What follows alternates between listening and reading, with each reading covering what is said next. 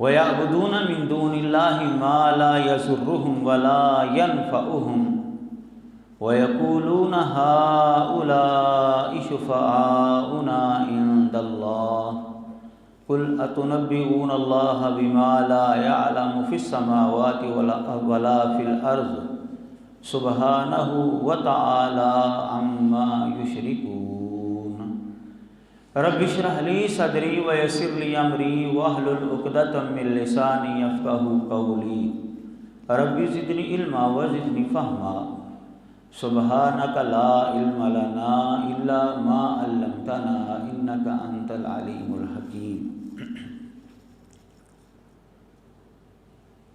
رسول اللہ صلی اللہ علیہ وسلم کو جب اللہ تبارک و تعالیٰ نے نبی اور رسول بنایا اور آپ کے سر پر تاج نبوت سجایا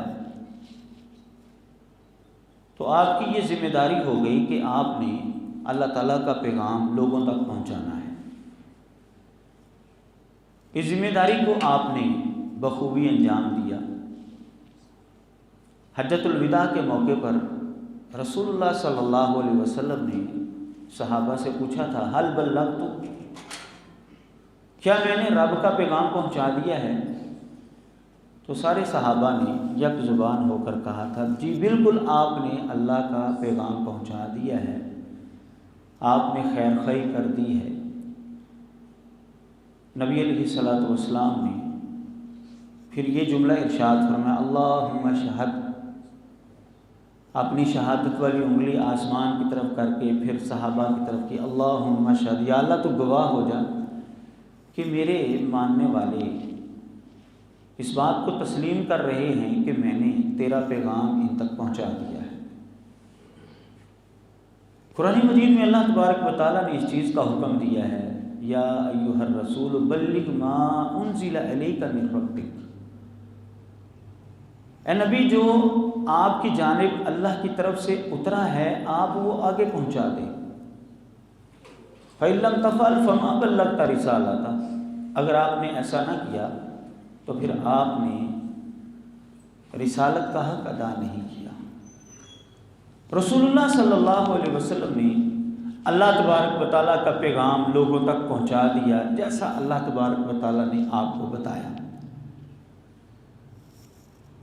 نبی علیہ الصلوۃ والسلام نے جب یہ پیغام شروع کیا اور لوگوں تک یہ پیغام پہنچایا، اس کی ابتدا کوہ صفا سے کی۔ صفا پہاڑی پر نبی علیہ الصلوۃ والسلام کھڑے ہوئے اور مکے والوں کو بلایا، جمع ہو گئے۔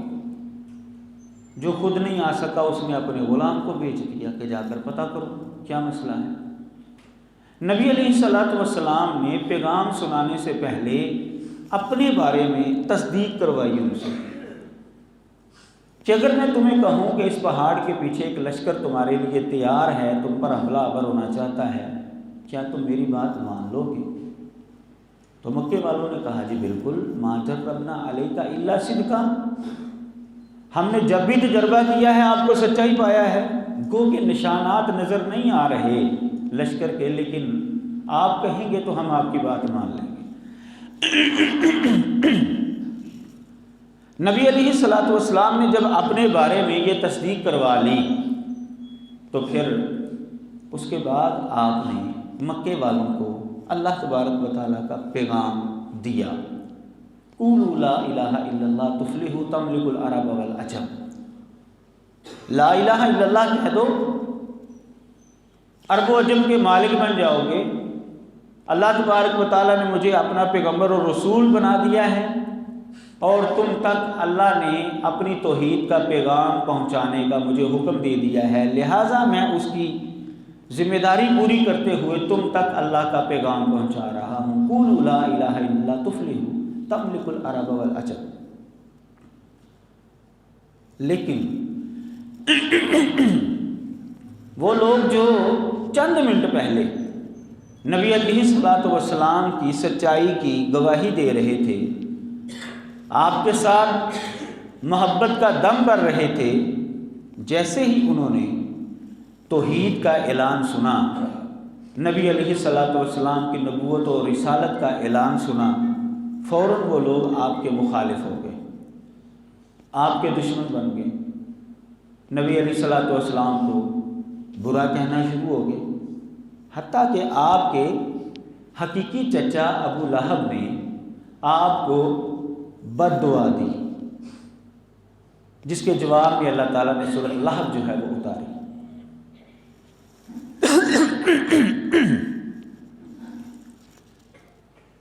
نبی علیہ الصلوۃ والسلام نے یہ پیغام دیا تو سارے مکے کے لوگ آپ کے مخالف ہو گئے۔ یہاں پر ایک سوال اٹھتا ہے جس کا جواب جاننے کے لیے آج کا خطبہ جمعہ آپ کے سامنے یہ بیان دیا جا رہا ہے۔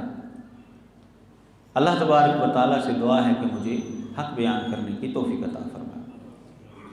سوال یہ اٹھتا ہے کہ آخر کیا وجہ تھی، نبی علیہ الصلوۃ والسلام نے آخر ان کو کہہ کیا دیا تھا کہ جس کی وجہ سے وہ سارے کے سارے آپ کے مخالف ہو گئے؟ اللہ تبارک و تعالیٰ کا ہی تذکرہ کیا تھا، حالانکہ وہ 360 بتوں کو ماننے والے لوگ تھے، رنگ برنگے انہوں نے معبود بنائے ہوئے تھے، خانہ کعبہ کے اندر انہوں نے رکھے ہوئے تھے، عبادت تو وہ دوسروں کی بھی کر رہے تھے۔ نبی علیہ الصلوۃ والسلام نے جب اللہ تبارک و تعالیٰ کی توحید کا پیغام ان کے سامنے رکھا تو وہ سارے کے سارے مخالف ہو گئے۔ اس کی وجہ کیا تھی؟ اس کا سبب کیا تھا؟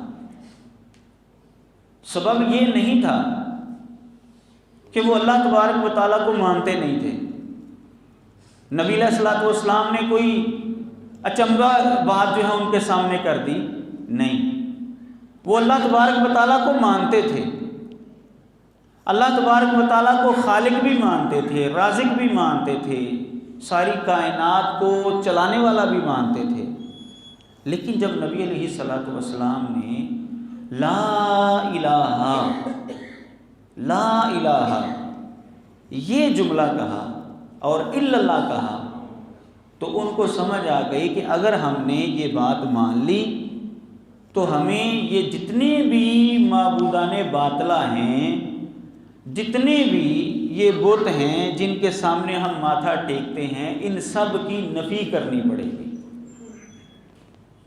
کیونکہ پیغمبر اسلام علیہ الصلوۃ والسلام کے دعوے کے اندر پہلے جھوٹے خداؤں کی نفی ہے، لا الہ کوئی بھی معبود برحق نہیں الا اللہ، پھر اللہ تبارک و تعالیٰ کے معبود برحق ہونے کا اس بات ہے، وہ یہ اس بات کو سمجھتے تھے۔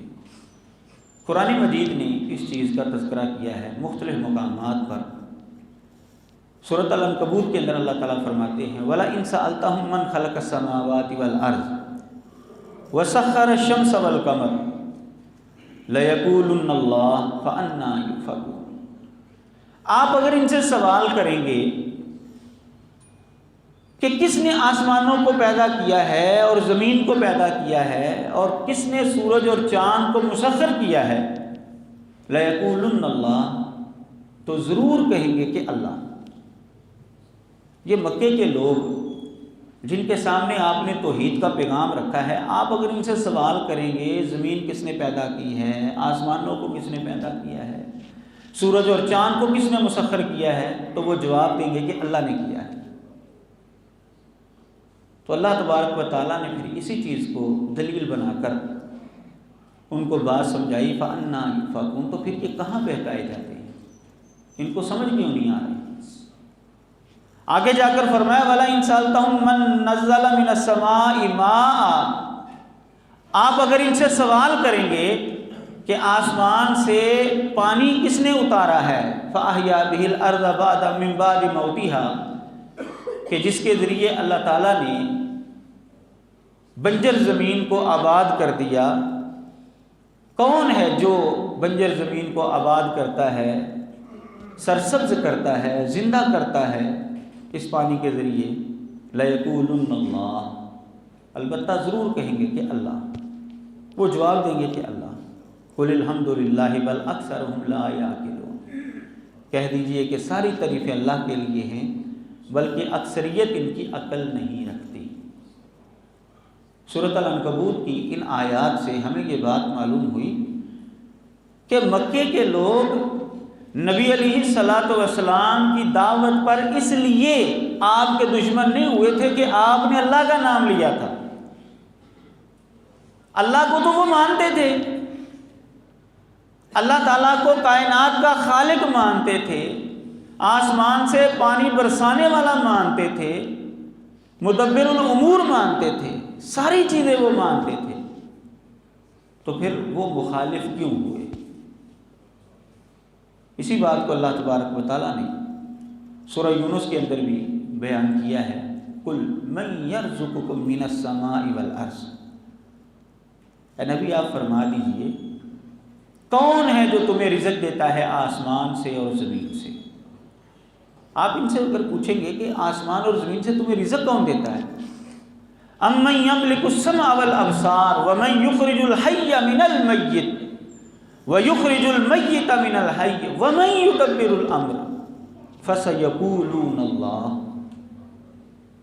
کون ہے جو کانوں کا مالک ہے، سماعت کا مالک ہے، بصارت کا مالک ہے؟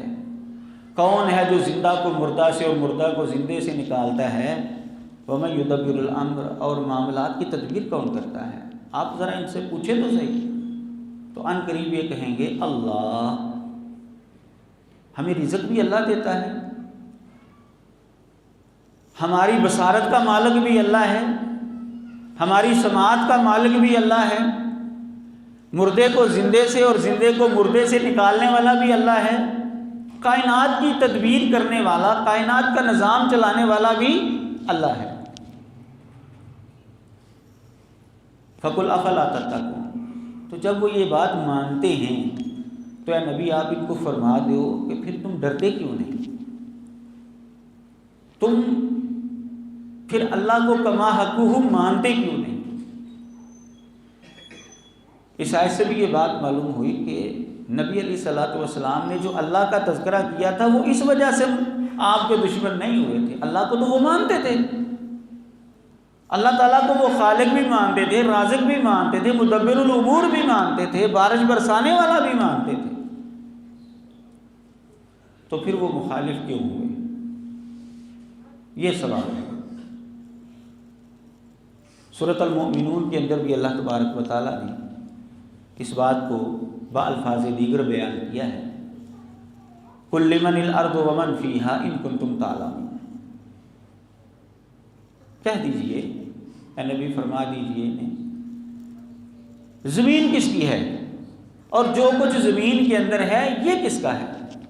اگر تمہیں علم ہے تو ذرا بتاؤ تو صحیح، زمین کا مالک کون ہے، زمین کی چیزوں کا مالک کون ہے؟ سَيَقُولُونَ لِلَّهِ قُلْ أَفَلَا تَذَكَّرُونَ، ان قریب کہیں گے کہ یہ اللہ کی ہے۔ جواب ان کا یہ ہوگا کہ زمین بھی اللہ کی ہے، جو کچھ زمین کے اندر ہے وہ ساری چیزیں بھی اللہ کی ہیں۔ تو اے نبی آپ فرما دیجئے کیا تم نصیحت حاصل نہیں کرتے؟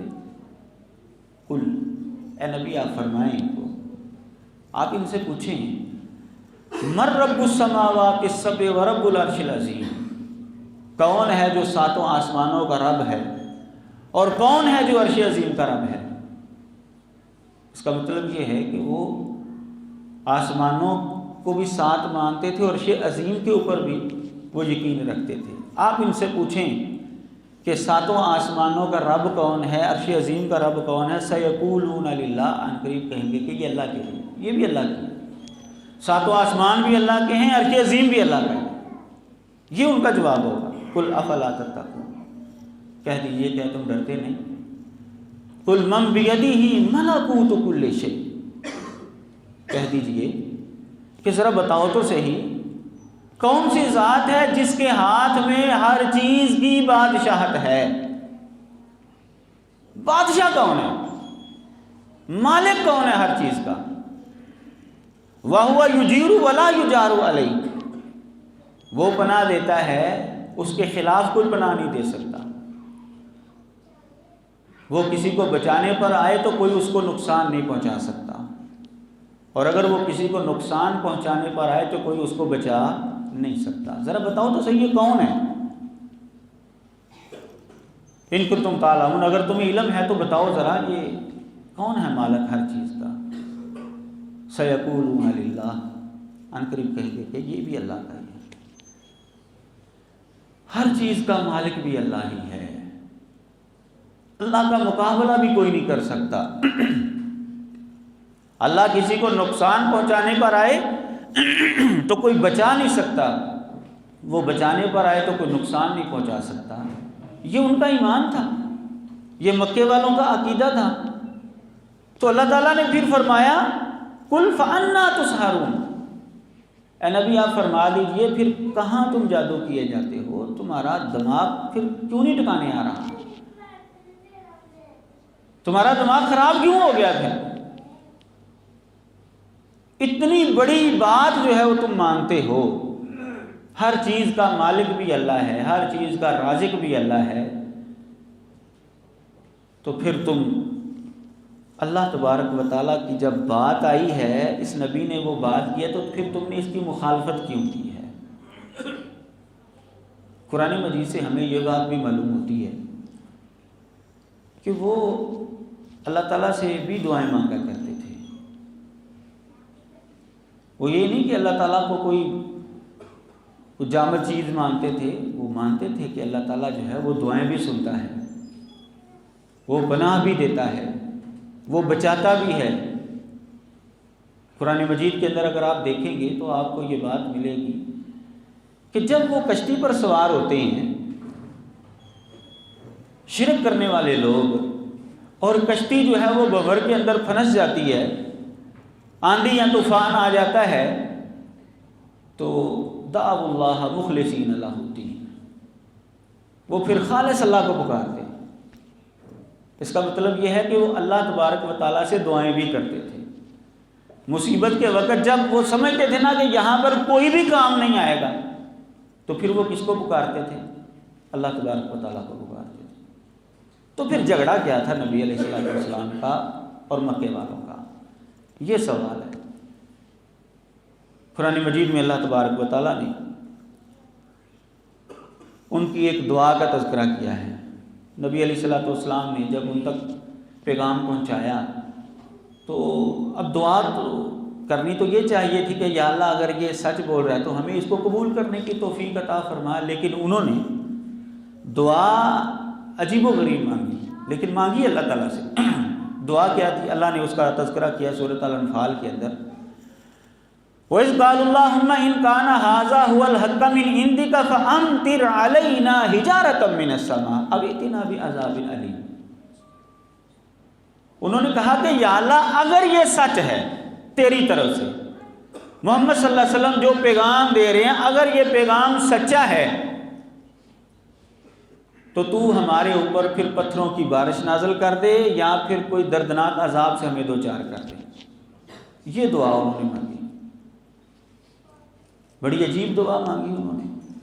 لیکن بہرحال میرے موضوع کے متعلقہ بات یہ ہے کہ وہ دعا کس سے مانگتے تھے؟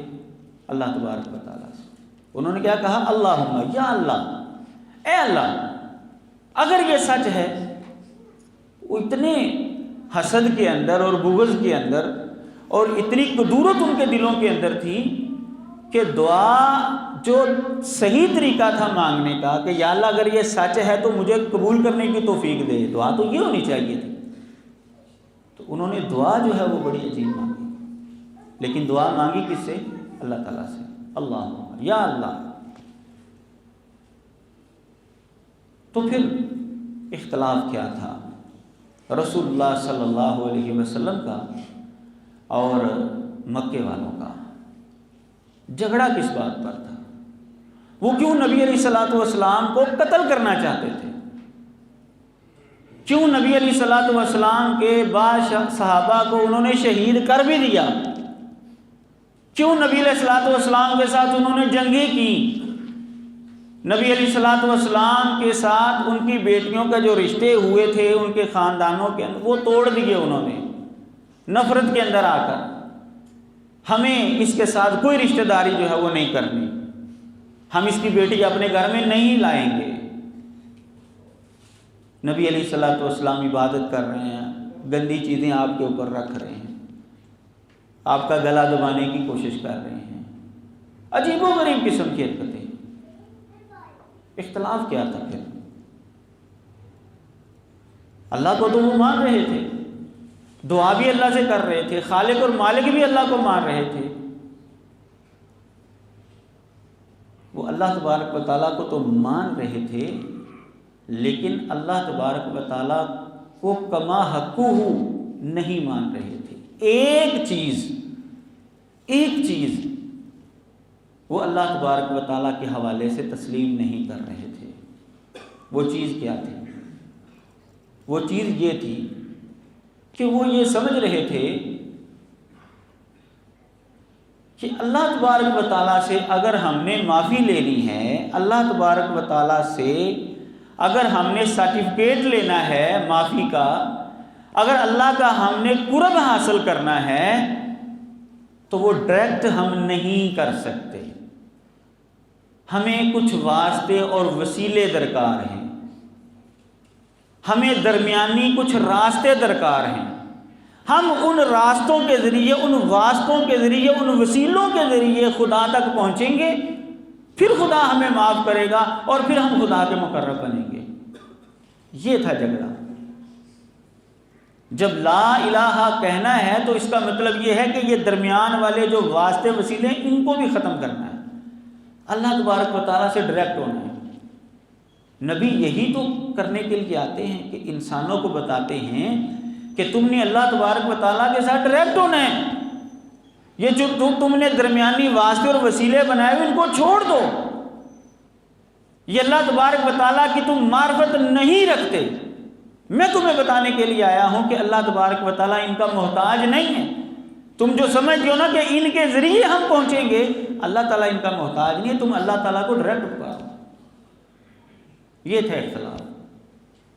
قرآن مجید میں اللہ تبارک و تعالیٰ نے اس چیز کا تذکرہ یوں کیا ہے، وَالَّذِينَ اتَّخَذُوا مِن دُونِهِ أَوْلِيَاءَ مَا نَعْبُدُهُمْ إِلَّا لِيُقَرِّبُونَا إِلَى اللَّهِ زُلْفَىٰ۔ سورہ زمر کے اندر اللہ تعالیٰ فرماتے ہیں، اور وہ لوگ جنہوں نے اللہ کے علاوہ دیگر اولیاء، دیگر ولی بنائے ہوئے ہیں، پکڑے ہوئے ہیں، ان کا نظریہ کیا ہے، کہتے کیا ہیں وہ؟ فرمایا مَا نَعْبُدُهُمْ إِلَّا لِيُقَرِّبُونَا إِلَى اللَّهِ زُلْفَىٰ، ہم ان کی عبادت اس لیے کرتے ہیں کہ یہ ہمیں اللہ کے قریب کر دیتے ہیں۔ یہ تھا ان کا عقیدہ، اس وجہ سے جھگڑا تھا۔ نبی علیہ الصلوۃ والسلام اللہ تبارک و تعالیٰ کا نام لے لیتے اور ان واسطے اور وسیلوں کی نفی نہ کرتے تو ان کو کوئی اختلاف نہیں تھا آپ کے ساتھ۔ آپ کے ساتھ اختلاف کی وجہ یہ تھی کہ نبی علیہ الصلوۃ والسلام نے ان واسطے اور وسیلوں کی نفی کی۔ جب لا الہ ہم نے پڑھنا ہے تو اس کا مطلب یہ ہے کہ یہ واسطے اور وسیلے سب ختم، اللہ تعالیٰ سے ڈائریکٹ جو ہے وہ مانگا جائے گا، دعا اللہ تبارک و تعالیٰ سے ڈائریکٹ کی جائے گی۔ اللہ تبارک و تعالیٰ کا قرب جو ہے وہ اللہ تعالیٰ کی بات مان کر ہوگا، نہ کہ ان کی پوجا کر کے۔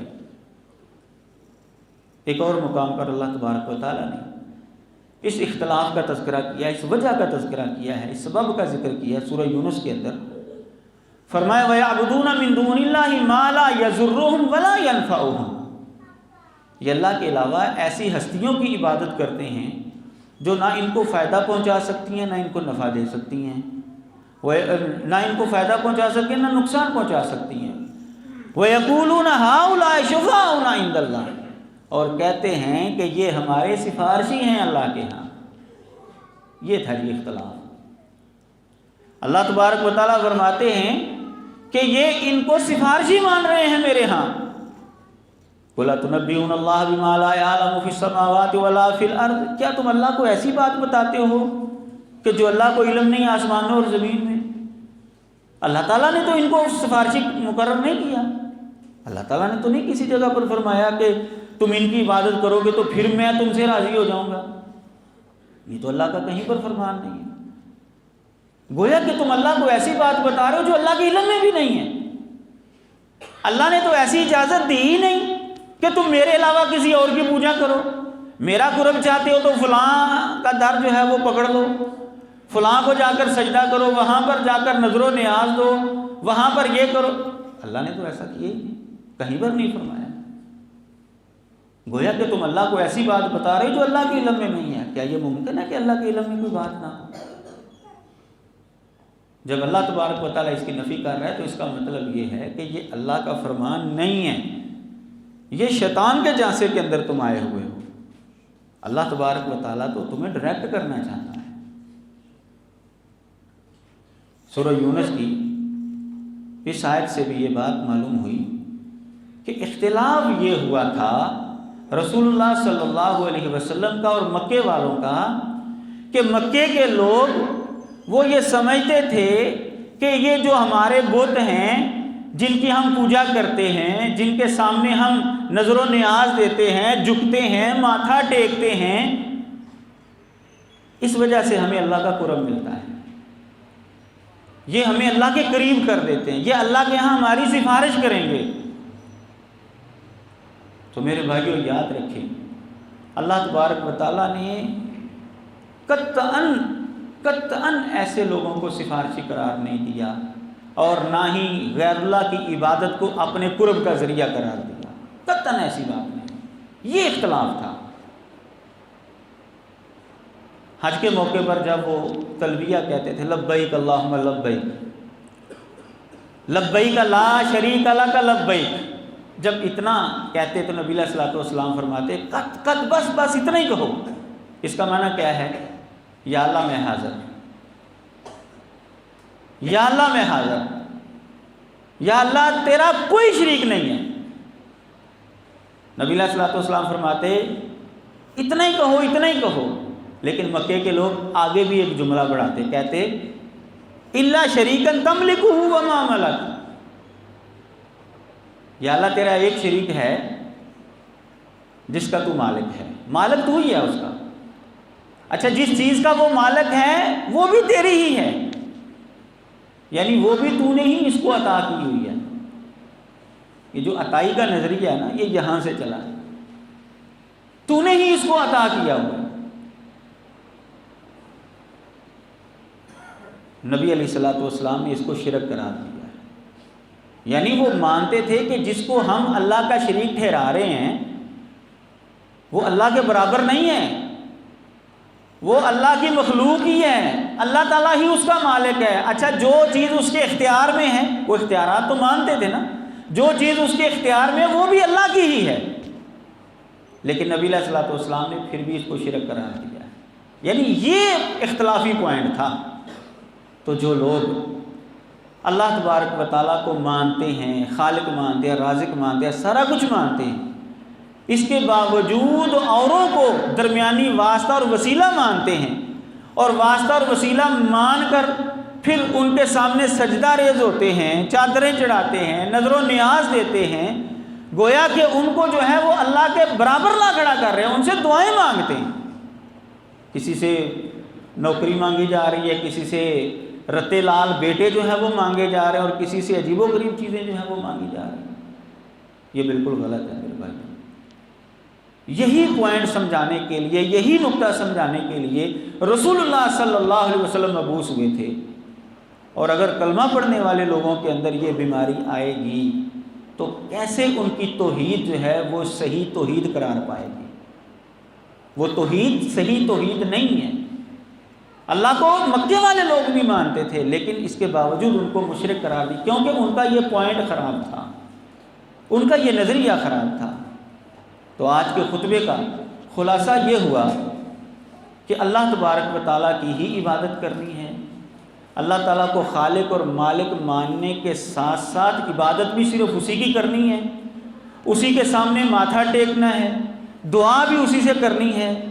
اللہ تعالیٰ کا قرب حاصل کرنے کے لیے غیر اللہ کی طرف نہیں جانا، نہ غیر اللہ کی عبادت کرنی، نہ اس کے سامنے ماتھا ٹیکنا، نہ نظر و نیاز، نہ ہی اس کو سفارشی ماننا ہے. اللہ تبارک و تعالیٰ ہر ایک کو سمجھنے کی توفیق عطا فرمائے. اور ایک سوال اٹھتا ہے، پیدا ہوتا ہے، وہ یہ کہ سفارشی تو مسلمان جو توحید پرست ہیں وہ بھی مانتے ہیں، جیسا کہ آپ سب مسلمان جانتے ہیں کہ نبی علیہ الصلوۃ والسلام سفارش کریں گے، شہید بھی سفارش کرے گا، حافظ قرآن بھی سفارش کرے گا، نماز بھی سفارش کرے گی، روزہ بھی آ جائے گا سفارش کرنے کے لیے، 3 چیزیں سفارش کریں گی۔ تو اگر مکے والوں نے ان کو سفارشی مان لیا تو پھر ان کو مشرک کیوں قرار دیا جا رہا ہے؟ یہ سوال ہے۔ جواب اس کا یہ ہے کہ 2 خرابیاں تھیں ان کے اندر۔ نمبر 1، انہوں نے سفارشی اس کو مانا ہے جس کی کوئی دلیل نہیں تھی۔ نمبر 2، انہوں نے سفارشی مان کر اس کی عبادت بھی شروع کر دی تھی۔ ہم جس کو سفارشی مان رہے ہیں ہمارے پاس قرآن اور حدیث کی دلیل موجود ہے۔ نمبر 2، ہم جس کو سفارشی مانتے ہیں ہم اس کی عبادت نہیں کرتے۔ کبھی ہم نے شہید کی عبادت کی ہو؟ نہیں۔ ہمارا بچہ حافظ قرآن بن جائے تو ہم نے اس کو ماتھا ٹیکنا شروع کر دیا ہو؟ کبھی نہیں۔ نبی علیہ الصلوۃ والسلام کی عبادت شروع کر دی ہو؟ کبھی نہیں۔ یہ سفارش کرے گا، اللہ تبارک و تعالیٰ کے ہاں سفارش ہوگی، لیکن کس کی؟ الا من بعد اذنہ۔ قرآن مجید میں اللہ تعالیٰ فرماتے ہیں اللہ کی اجازت کے بعد سفارش ہوگی۔ تو اللہ تعالیٰ نے ان کو اجازت دی ہے جن کا تذکرہ میں نے کیا ہے، قرآن اور حدیث کے اندر ان کا تذکرہ ملتا ہے، لیکن ہم ان کو سفارشی ماننے کے باوجود ان کی عبادت نہیں کرتے۔ جبکہ مکے کے لوگ بغیر دلیل کے سفارشی مان رہے تھے اور پھر سفارشی مان کر ان کی عبادت بھی کرتے تھے۔ تو جو سفارشی مان کر عبادت کرے گا وہ مشرک ہوگا، اس کے نظریے کے اندر جو ہے وہ خرابی جو ہے وہ آئے گی، اس کا نظریہ توحید جو ہے وہ خراب ہوگا۔ جبکہ ہم تو غیر اللہ کو نہ تو خدا مانتے ہیں، نہ ہی خدا کے برابر مانتے ہیں، اور نہ ہی اس کی عبادت کرنے کے قائل ہیں۔ اس لیے ہمارا نظریہ سفارش اور مکے والوں کا نظریہ سفارش، اس کے اندر زمین آسمان کا فرق ہے۔